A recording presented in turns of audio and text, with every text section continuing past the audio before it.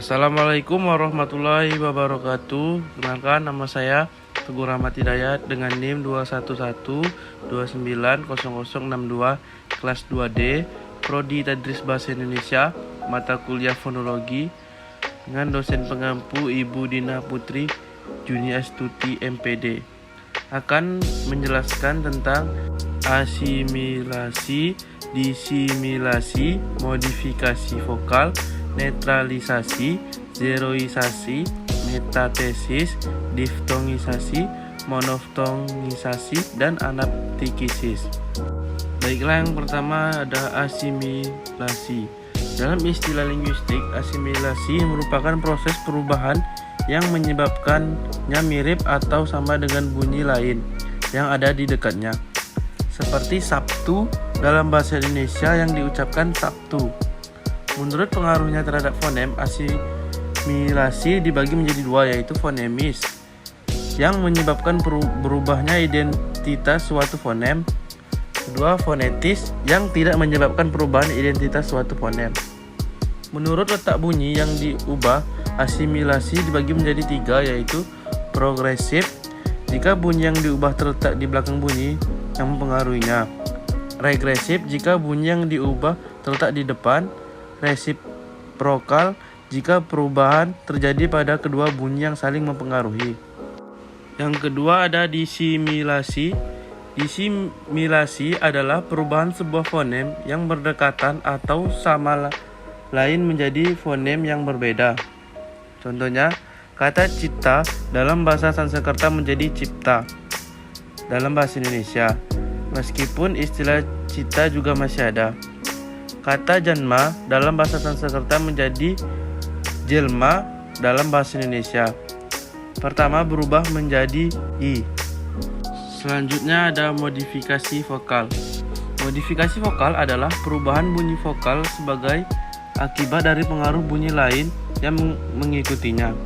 Perubahan ini sebenarnya bisa dimasukkan ke dalam peristiwa asimilasi, tetapi karena kasus ini tergolong khas, maka perlu disendirikan. Contoh, kata toko, koko, oto masing-masing diucapkan toko, koko, oto. Netralisasi. Netralisasi adalah istilah yang digunakan dalam fonologi untuk menggambarkan apa yang terjadi. Perbedaan antara dua fonem hilang dalam tertentu. Fungsi fonem adalah membedakan makna suatu fungsi yang nampak dalam pasangan minimal. Misalnya T dan D berfungsi dalam pasangan minimal dalam banyak bahasa. Jika pada satu waktu atau pada satu lingkungan perbedaan antara dua fonem itu tidak lagi atau satu fonem menjadi fonem yang lain, maka netralisasi telah terjadi karena telah terjadi perpindahan identitas fonem yang satu menjadi fonem yang lain. Contoh dalam bahasa Belanda yaitu antara hard atau hard. Hard keras sama ucapannya dengan hard karena memang dalam bahasa Belanda tak terdapat D pada akhir kata. Tetapi anehnya bila kata-kata yang dua itu diberi akhiran, maka jadilah harder dan harder. Fonem T pada kata hard berubah menjadi D. Dengan demikian posisi antara D dan T menjadi batal. Selanjutnya ada zeroisasi. Sebuah bunyi dikatakan peristiwa zeroisasi ketika bunyi tersebut mengalami penghilangan bunyi fonemis. Penghilangan itu untuk upaya penghematan atau ekonomisasi pengucapan. Peristiwa ini biasa terjadi pada penuturan bahasa-bahasa di dunia termasuk bahasa Indonesia. Selama tidak mengganggu proses dan tujuan komunikasi, peristiwa ini terus berkembang karena secara diam-diam telah didukung dan disepakati oleh komunitas penuturnya. Metatesis. Metatesis adalah perubahan urutan bunyi fonemis pada suatu kata sehingga menjadi dua bentuk kata yang bersaing. Dalam bahasa Indonesia, kata-kata yang mengalami metatesis ini tidak banyak, hanya beberapa kata saja. Misalnya selain jalur ada kata lajur, selain kolar ada kata koral, selain berantas ada kata banteras. Selanjutnya diftongisasi. Diftongisasi adalah proses perubahan vokal tunggal menjadi vokal rangkap secara berurutan atau diftong. Contohnya adalah kata sentosa. Meskipun bentuk tersebut sudah dilakukan, kita masih sering mengucapkan sentosa Contoh lainnya adalah kata teladan yang dilafalkan dengan tauladan. Selanjutnya, monoftongisasi. Monoftongisasi yang merupakan kebalikan dari diftongisasi. Monoftongisasi adalah perubahan dua buah vokal atau gugus vokal menjadi sebuah vokal.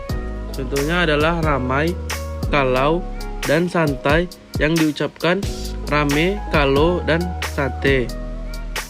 Yang terakhir ada aniptikisis. Aniptikisis adalah jenis perubahan bunyi yang terakhir. Di sini terdapat penambahan bunyi vokal di antara dua konsonan atau penambahan konsonan pada kata tertentu. Terdapat 3 model anaptikisis, yakni protesis, espentesis, dan paragog. Protesis adalah penambahan bunyi pada awal kata. Contohnya adalah mas, emas, empu, empu, lang, elang. Sekian, terima kasih. Itulah yang bisa saya sampaikan. Semoga bermanfaat. Saya Teguh Rahmat Hidayat pamit undur diri. Wassalamualaikum warahmatullahi wabarakatuh.